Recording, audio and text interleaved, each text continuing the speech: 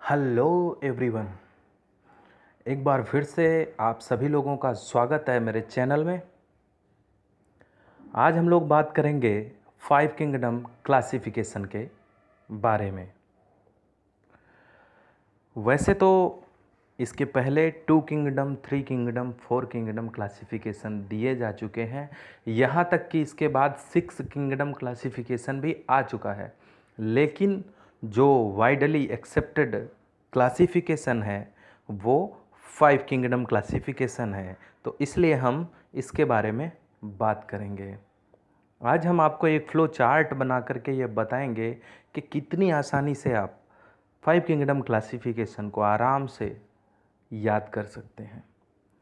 चलिए शुरू करते हैं। R.H. व्हिटेकर ने 1969 में 1969 में 5 किंगडम क्लासिफिकेशन की शुरुआत की। ये क्लासिफिकेशन किस आधार पे किया ये भी आपको जान लेना चाहिए। तो इसके लिए उन्होंने 4 मुख्य टॉपिक्स लिए थे। पहला है कॉम्प्लेक्सिटी ऑफ सेल स्ट्रक्चर्स, यानी कि सेल की संरचना की जो जटिलता है। दूसरा कॉम्प्लेक्सिटी ऑफ बॉडी स्ट्रक्चर्स, जंतुओं और पौधों के शरीर का जो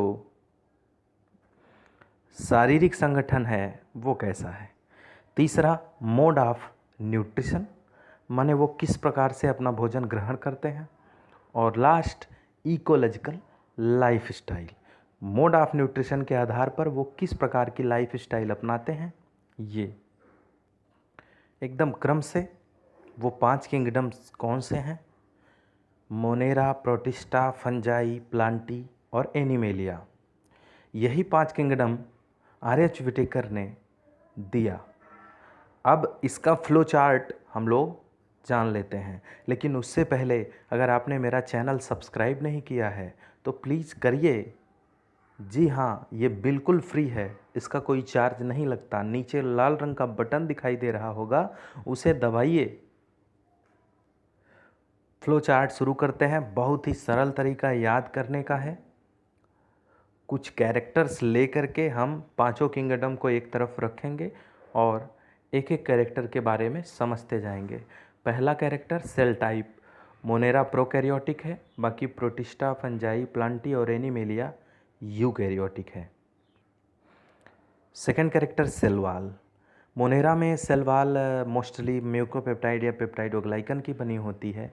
प्रोटिस्टा में बहुत सारे एनिमल्स और प्लांट्स हैं तो उसी हिसाब से वेरियस टाइप्स के सेल वॉल प्रेजेंट होते हैं। फंजाई में काइटिन की सेल वॉल होती है, प्लांटी में सेलुलोज की सेल वॉल होती है और एनिमल्स में सेल वॉल एब्सेंट होती है। अगला कैरेक्टर ऑर्गेनिज्म टाइप, मोनेरा के सभी ऑर्गेनिजम्स यूनिसेलुलर, प्रोटिस्टा के भी यूनिसेलुलर, बाकी फंजाई, प्लांटी और एनिमेलिया के मल्टीसेलुलर ऑर्गेनिजम्स होते हैं। अगला कैरेक्टर मोड ऑफ न्यूट्रिशन, तो न्यूट्रिशन के आधार पर मोनेरा ऑटोट्रॉफिक और हेट्रोट्रॉफिक दोनों हैं, मतलब भोजन स्वयं बना भी सकते हैं और दूसरों पर निर्भर भी रहते हैं। वही सेम कंडीशन प्रोटिस्टा में भी है, ऑटोट्रॉफिक और हेट्रोट्रॉफिक। जबकि फंजाई में सभी हेट्रोट्रॉफिक होते हैं, सेप्रोफिटिक, सिम्बियोटिक और पैरासिटिक। प्लांटी में सिर्फ और सिर्फ ऑटोट्रॉफिक, फोटोसिंथेटिक है। और एनिमल्स में, एनिमेलिया में सभी हेट्रोट्रॉफिक हैं, यानी कि प्लांट्स पर अपने भोजन के लिए डिपेंडेंट रहते हैं। Mortality,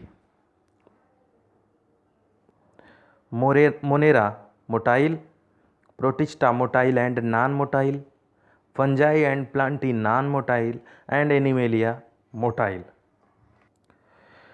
ecological life style, ecological life style के अनुसार मोनेरा डीकम्पोजर्स हैं, प्रोटिस्टा कंज्यूमर्स और प्रोड्यूसर्स हैं, फंजाई डीकम्पोजर्स हैं, प्लांटी प्रोड्यूसर्स हैं और एनिमेलिया कंज्यूमर्स हैं। अगर आपको ये ना पता हो कि ये चीज़ें क्या हैं तो जो भोजन उत्पन्न करे उन्हें प्रोड्यूसर्स, जो उनको खाए उन्हें कंज्यूमर्स, और जो इन दोनों को सड़ने गलने के लिए जिम्मेदार है वो डीकम्पोजर्स है।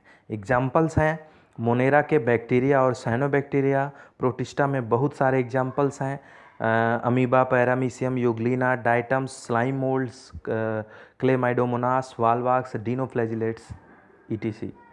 फंजाई में एगरिकस, मार्केला ईटीसी। प्लांटी में सभी प्लांट्स जैसे कि ब्रायोफाइट्स, टेडोफाइट्स, जिम्नोस्पर्म, एंजियोस्पर्म्स। और एनिमल्स में पोरीफेरा से लेकर के कार्डेटा फाइलम तक जितने भी एनिमल्स हैं सभी। आप जो कुछ भी जानकारी चाहते हैं प्लीज़ आप कमेंट करें और हमारे चैनल को ज़्यादा से ज़्यादा सब्सक्राइब और शेयर करें। Thank you.